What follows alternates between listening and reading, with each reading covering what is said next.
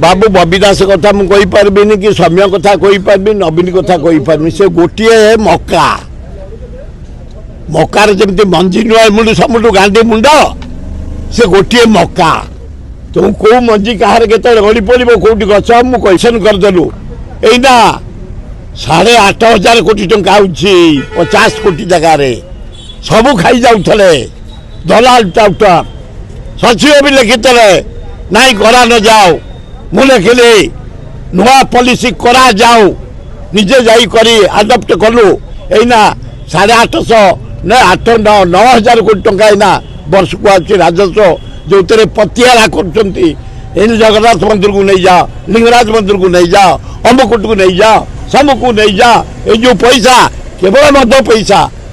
भूत खाई जाऊे more time रे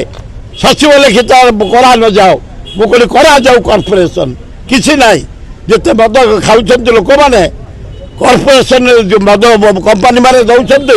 गोटे टैक्स दिखाई 9,500 कोटी ना इनकम ओडिशा सरकार लोके जानतु नवीन पट्टनायक